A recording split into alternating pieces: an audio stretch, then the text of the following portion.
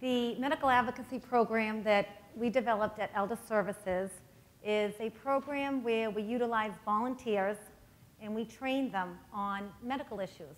Not complex, but just simple medical issues. And also how to take somebody to a doctor's appointment.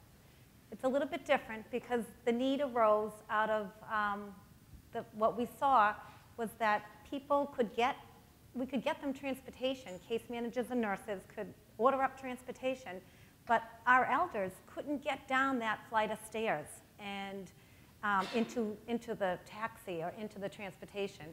Or they needed help putting their coat on, tying their shoes. So what we did was we developed this as through the door. So through the door to assist on how to get an elder up and ready. But the other part of it is they would sit down and for the first 15 or 20 minutes, sit with the elder or disabled adult and say, what is it that you have questions that you want to ask the doctor today? And the medical advocate will write out the list of questions. So they take the elder to the doctor's appointment. The elder can have their appointment, if it's something, if they're in a Johnny or not.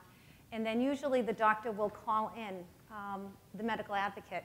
And just to back up a little bit, in the doctor's office, what we would do is I teach the advocate to go with the elder to the receptionist and say who you are. And don't say you're an advocate, because there's something a little adversarial about that. But just say that you're here to help Mrs. Jones today with her appointment and to write down the answers to the questions that she has. So once the doctor would meet with the elder after the exam and sit down, they would oftentimes call in the medical advocate to be with the elder. And what was really kind of neat is the elder would be the elder, you know how you are when you go to the doctors. I even forget all the questions. They just ramble on. They go so fast that you just don't think of what you really want to ask. And not only that, when you're asking a question and listening to the answer, you can't really be taking notes. You can't actively listen and take notes at the same time. So what was great about this was that extra set of eyes and ears for the person, the elder.